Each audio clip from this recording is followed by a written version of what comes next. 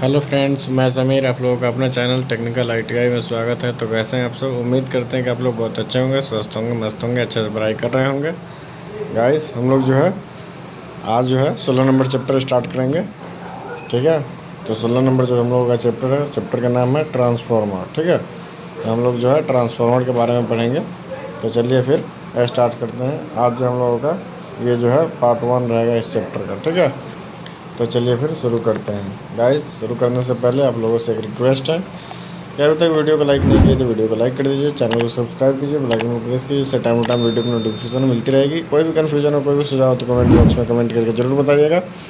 आपके हर क्वेश्चन का रिप्लाई दिया जाएगा, हर प्रॉब्लम का सोल्यूशन दिया जाएगा। ठीक है। और जो है अपने फ्रेंड सर्कल में व्हाट्सएप ग्रुप में शेयर कीजिए ताकि वो लोग भी जो है वीडियो का लाभ उठा पाए। और टेलीग्राम चैनल ज्वाइन कर लीजिए, टेलीग्राम का लिंक वीडियो को डिस्क्रिप्शन में है। तो चलिए फिर स्टार्ट करते हैं।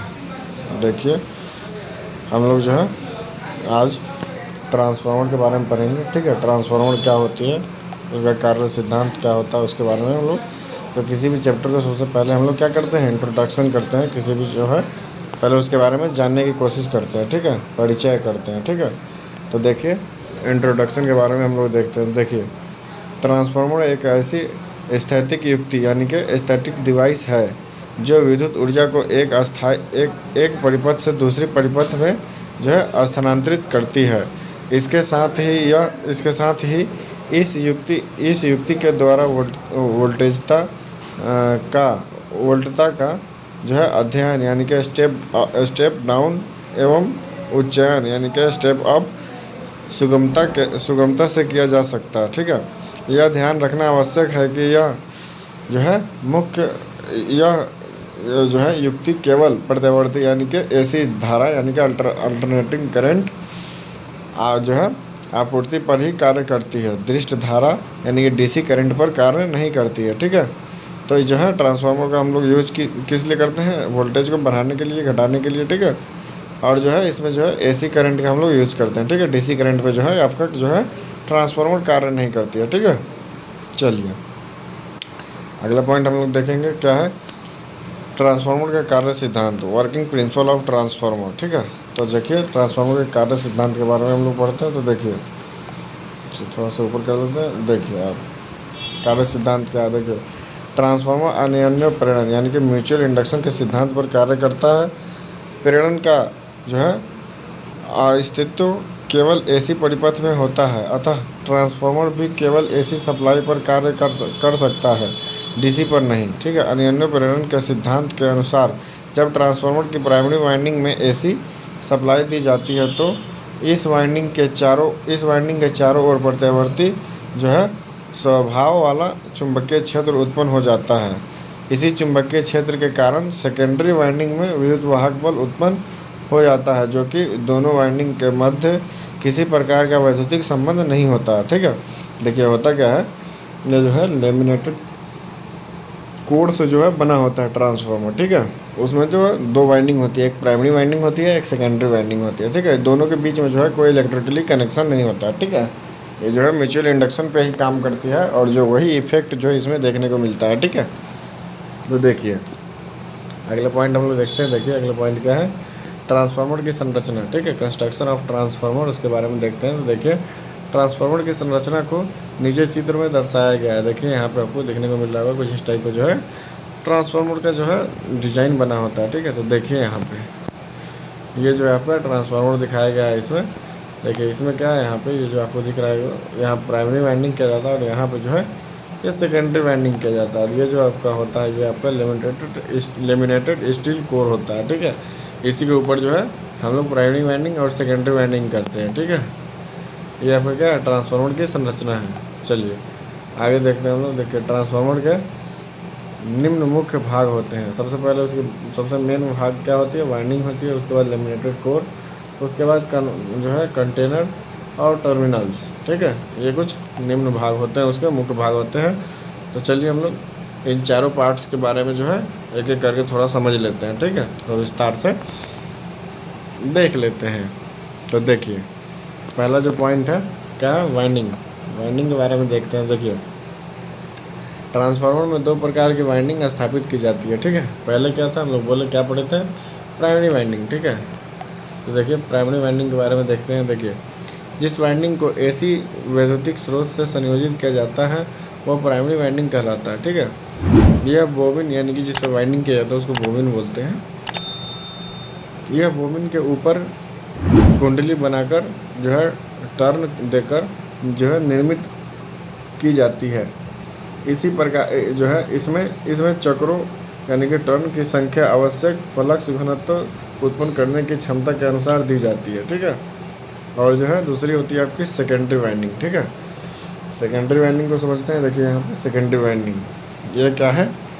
देखिए जिस वाइंडिंग को लोड यानी कि विद्युत शक्ति का उपभोग करने वाली युक्ति यानी कि युक्ति से संयोजित किया जाता है वह सेकेंडरी वाइंडिंग कहलाती है। इसके तार का आकार साइज वाइंडिंग में से प्रवाहित धारा पर निर्भर करता है। ठीक है, देखिए यहाँ पे जो हम लोग जो भी मान लीजिए कि आपको 5 एम्पियर का करंट जो है आउटपुट के लिए आपको वाइंडिंग करनी है, तो उसके हिसाब से जो हम लोग वायर का जो है थिकनेस, मोटाई और वाइंडिंग को हम लोग जो है डिसाइड करते हैं। ठीक है, सेकेंडरी वाइंडिंग को हम लोग अपने यूज के अकॉर्डिंग वाइंडिंग करते हैं। ठीक है, चलिए अगला पॉइंट देखिए क्या होता है सेकेंडरी वाइंडिंग में। अगर आपको प्राइमरी वाइंडिंग से ज़्यादा सेकेंडरी वाइंडिंग में टर्न अगर होगा, टर्नों की संख्या होगी, तो क्या हो जाएगा, स्टेप अप ट्रांसफार्मर हो जाएगा। ठीक है, ये स्टेप अप ट्रांसफार्मर हो जाएगा। और जो है वाइंडिंग कम होगी तो स्टेप डाउन ट्रांसफार्मर हो जाएगा। ठीक है, किससे कम होगी, प्राइमरी वाइंडिंग से। ठीक है, चलिए आगे देखते हैं हम लोग। देखिए क्या लेमिनेटेड कोर के बारे में हम लोग देखेंगे। देखिए क्या होता है, यह सिलिकॉन स्टील की बनी होती है। प्रत्येक लेमिनेटेड कोर आपस में इंसुलेटेड रहती है। ट्रांसफार्मर वाइंडिंग को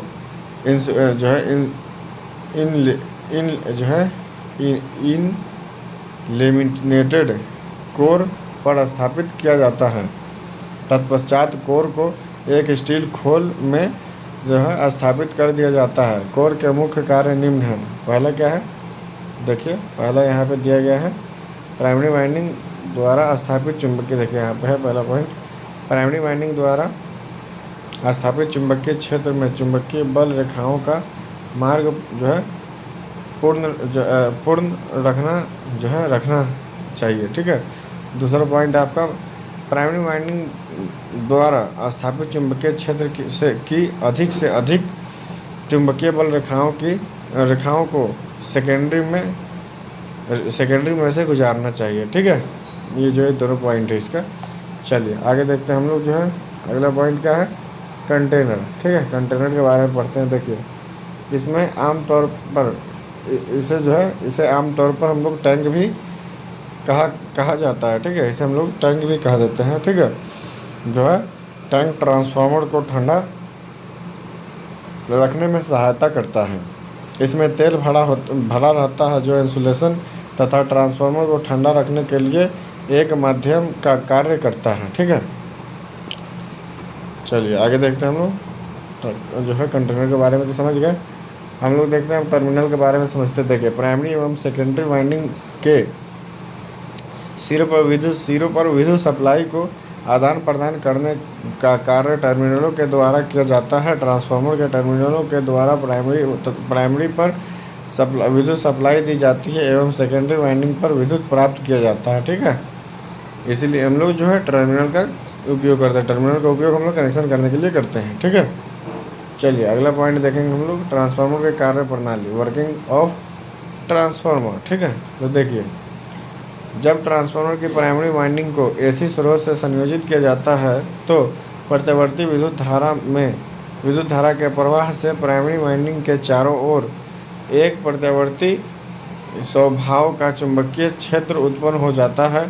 सेकेंडरी वाइंडिंग के चालक प्राइमरी वाइंडिंग द्वारा स्थापित चुंबकीय क्षेत्र की चुंबकीय बल रेखाओं का जो है छेदन करते हैं और जो है फैराडे के विद्युत चुंबकीय प्रेरण सिद्धांत के अनुसार उनमें विद्युत वाहक बल उत्पन्न हो जाता है। क्योंकि प्राइमरी वाइंडिंग द्वारा स्थापित चुंबकीय क्षेत्र प्रत्यावर्ती स्वभाव का होता है, इसलिए सेकेंडरी वाइंडिंग के चालक बिना कोई गति किए ही चुंबकीय बल रेखाओं का छेदन करते हैं। ठीक है, यहाँ तक क्लियर है।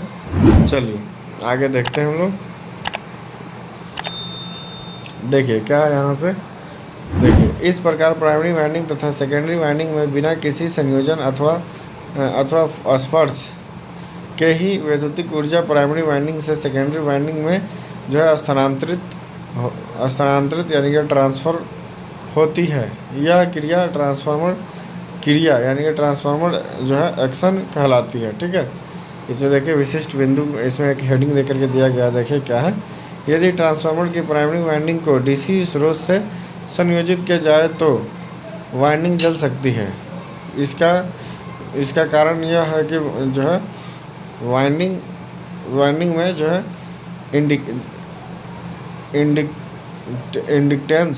इंडक्टेंस तथा जो है इंडक्टिव रिएक्टेंस की जो है अनुपातिक में उसका प्रतिरोध बहुत कम होगा, जिससे क्या होगा, जिसके फलस्वरूप धारा का मान उच्च होगा और वाइंडिंग जल जाएगी। ठीक है, चलिए आगे देखते हैं हम लोग। अगला पॉइंट हम लोग का है ट्रांसफार्मर का लाभ, एडवांटेज ऑफ ट्रांसफार्मर। ठीक है, इसके बारे में लोग पढ़ते हैं। तो देखिए यहाँ से ट्रांसफार्मर का मुख्य लाभ निम्नवत है। पहला क्या है, देखिए यहाँ पर अलग अलग पॉइंट में दिया गया है। देखिए पहला पॉइंट है ट्रांसफार्मर में कोई सचल पुर्जा यानी कि मूवेबल पार्ट विद्यमान नहीं होता, अतः इसे विशेष देखभाल अनुरक्षण की आवश्यकता नहीं होती है। स्थैतिक प्रकार का उपकरण होने के कारण ट्रांसफार्मर की दक्षता 90 से 98% तक होती है, जबकि अन्य वैद्युतिक मशीन की दक्षता इससे काफ़ी कम होती है। ठीक है, अगला पॉइंट देखिए क्या कहता है। यह अति उच्च वोल्टता पर सामान्य रूप से कार्य कर सकता है, जबकि अन्य वैद्युतिक मशीनें अति उच्च वोल्टेज 400 केवी पर संयोजित जो है संतोषजनक रूप से कार्य नहीं कर पाती। ठीक है, अगला पॉइंट देखिएगा, देखिए 4 नंबर पॉइंट हम देखते हैं हम लोग क्या कहता है। देखिए ट्रांसफार्मर द्वारा वोल्टता घटाने का कार्य जो है अत्यंत अकल्प वैद्युतिक शक्ति खपत पर जो है सरलता से संपन्न किया जा सकता है, जबकि डीसी पर वोल्टता घटाने के लिए प्रतिरोधक प्रयोग किए जाते हैं जो पर्याप्त मात्रा में वैद्युतिक शक्ति की खपत करते हैं। ठीक है, अगला पॉइंट देख लीजिए क्या है। ट्रांसफार्मर के उपयोग से वैद्युत शक्ति के पारेषण यानी कि ट्रांसफॉर्मेशन एवं वितरण यानी कि डिस्ट्रीब्यूशन की कुल लागत डीसी प्रणाली की वैद्युत शक्ति के प्रेषण एवं विवरण की लागत की अपेक्षा काफ़ी कम होती है। ठीक है, डीसी में क्या होता है, इलेक्ट्रिक जो है डिस्ट्रीब्यूट करना महंगा होता है। ठीक है, इसलिए हम लोग एसी का उपयोग करते हैं। 6 नंबर पॉइंट देखिए क्या है। विद्युत शक्ति के प्रेषण में होने वाले वोल्टता हॉर्स को ट्रांसफार्मर द्वारा सुगमता से पूरा किया जा सकता है, जबकि डीसी प्रणाली में इस कार्य के लिए जो है बूस्टर मोटर जनित सेट प्रयोग करने पड़ते हैं जो पर्याप्त खर्चीले होते हैं। ठीक है, चलिए अगला पॉइंट हम लोग देखते हैं। देखिए यहाँ से अगला पॉइंट क्या है, ट्रांसफार्मर का वर्गीकरण। ठीक है, क्लासिफिकेशन ऑफ ट्रांसफार्मर्स। ठीक है, देखिए वैद्युतिक कार्यों में प्रयोग किए जाने वाले ट्रांसफार्मर का वर्गीकरण विभिन्न आधारों पर किया जा सकता है, जो निम्न प्रकार है। ठीक है, पहला पॉइंट क्या है, आउटपुट वोल्टता के आधार पर, on the basis of output voltage. ठीक है, देखिए आउटपुट वोल्टता के आधार पर ट्रांसफार्मर निम्न 2 प्रकार के होते हैं। ठीक है, पहला पॉइंट है उच्चैक ट्रांसफार्मर यानी कि स्टेप डाउन ट्रांसफार्मर और औपचारिक ट्रांसफार्मर यानी कि स्टेप अप ट्रांसफार्मर। इसके बारे में हम लोग स्टेप अप ट्रांसफार्मर होता है और ये जो है स्टेप डाउन ट्रांसफार्मर हो जाएगा। ठीक है, तो देखिए यहाँ पे पहला है उच्च जो है उच्चायक ट्रांसफार्मर यानी कि स्टेप अप ट्रांसफार्मर के बारे में हम लोग देखते हैं। देखिए स्टेप अप नाम से ही पता चल रहा है वोल्टेज को अप करने का काम करता है। क्या है देखिए, जो ट्रांसफार्मर इनपुट वोल्टेज को बढ़ाकर इनपुट वोल्टेज बढ़ाकर आउटपुट इनपुट वोल्टेज बढ़ाकर अधिक आउटपुट वोल्टेज प्रदान करता करता है जो है, देखिए यहाँ पे करता है, वह अपचायी ट्रांसफार्मर कहलाता है। वो जो है उच्चायक ट्रांसफार्मर कहलाता है। ठीक है, इसमें प्राइमरी वाइंडिंग में टर्नों की संख्या सेकेंडरी वाइंडिंग के टर्नों की संख्या से कम होती है। इसका उपयोग विद्युत उत्पादन केंद्रों पर जो है अल्टरनेटर द्वारा उत्पन्न किए गए वोल्टेज को जो है उच्च वोल्टेज पर पारेषण करने हेतु किया जाता है। यह प्रायः three phase delta star delta delta प्रकार के होते हैं। ठीक है, ये जो है डेल्टा डेल्टा प्रकार के होते हैं। देखिए यहाँ पे क्या है, निम्न वोल्टेज है इधर साइड में और जो है इधर उच्च वोल्टेज है। कैसे हो रहा है, क्योंकि देखिए इस दोनों में वाइंडिंग का डिफरेंस दिख रहा है आपको। वाइंडिंग ज़्यादा इसका मतलब वोल्टेज अप हो जाएगा। ठीक है, तो देखिए क्या ये कौन सा ट्रांसफार्मर है, ये जो है उच्चायक ट्रांसफार्मर है। ठीक है, अब हम लोग जो है अपचायक ट्रांसफार्मर के बारे में पढ़ेंगे यानी कि स्टेप डाउन ट्रांसफार्मर के बारे में। तो देखिए नाम से ही पता चल रहा है स्टेप डाउन, ये जो है वोल्टेज को डाउन करता है। देखिए जो ट्रांसफार्मर इनपुट वोल्टेज को घटाकर निम्न आउटपुट वोल्टेज प्रदान करते हैं वह अपचायक ट्रांसफार्मर कहलाता है। ठीक है, इस ट्रांसफार्मर की प्राइमरी वाइंडिंग पर टर्नों की संख्या सेकेंडरी वाइंडिंग की अपेक्षा अधिक होती है। ठीक है, इसकी प्राइमरी वाइंडिंग में अधिक वोल्टेज दी जाती है क्योंकि शहरी क्षेत्रों में जो है वितरण वोल्टेज का मान प्रायः 1.1, 2.2, 3.3, 6.6 या 11 के भी होता है। अतः उसे 400 वोल्ट में परिवर्तित करने के लिए अपचायक ट्रांसफार्मर प्रयोग किया जाता है। यह प्रायः थ्री फेज डेल्टा स्टार प्रकार के होते हैं। ठीक है, ये जो है आपका निम्न वोल्टेज है और ये जो है आपका उच्च वोल्टेज है। ठीक है, इसमें देखिए सिम दिख रहा होगा आपका, जो इनपुट वोल्टेज यहाँ पे दिया जा रहा है इसमें ज़्यादा वाइंडिंग है और इसमें कम वाइंडिंग दिख रहा है, इसलिए इसमें जो है वोल्टेज डाउन हो जाएगा। ठीक है, ये कौन सा ट्रांसफार्मर है, अपचायक ट्रांसफार्मर यानी कि स्टेप डाउन ट्रांसफार्मर। ठीक है, आगे देखते हैं हम लोग। देखिए कोड की संरचना के आधार पर, देखिए कोड के आधार पर भी है ट्रांसफार्मर अलग अलग टाइप का होता है। वोल्टेज के आधार पर पूछेगा तो दो प्रकार का होता है। कौन कौन से होते हैं, स्टेप अप ट्रांसफार्मर और स्टेप डाउन ट्रांसफार्मर। ठीक है, चलिए कोर के आधार पर भी हम लोग देख लेते हैं, कोर के आधार पर कितने टाइप के ट्रांसफार्मर होते हैं। तो देखिए यहाँ पे है, देखिए क्या है, on the basic of core जो है कंट्रीब्यूशन। ठीक है, उसके बारे में हम देखते हैं। देखिए ट्रांसफार्मर में प्राइमरी वाइंडिंग द्वारा स्थापित चुंबकीय क्षेत्र के चुंबकीय परिपथ को जो है पूर्ण तथा सघन रखने के लिए लोह कोर का प्रयोग आवश्यक होता है। ये कोर EIULJC आदि प्रकार के होती है।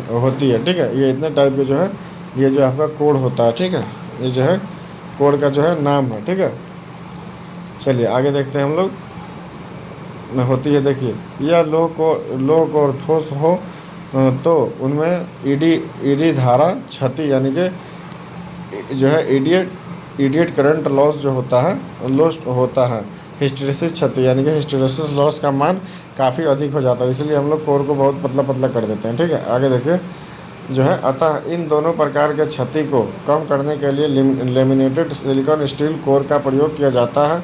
इसके निर्माण के लिए लोह में 3.8% से 4.5% तक सिलिकॉन धातु मिश्रित की जाती है। इनकी मोटाई 0.35 mm से 0.5 mm तक रखी जाती है और इनके एक अथवा दोनों जो है फर्शों पर वार्निश आलेपित होती है। ठीक है, देखिए आगे जो है हम लोग यहाँ से कोर की संरचना के आधार पर ट्रांसफार्मर के निम्न 3 प्रकार होते हैं। ठीक है, जो है इस टाइप के बारे में हम लोग कल पढ़ेंगे, देख लेते हैं हम लोग इसको खाली।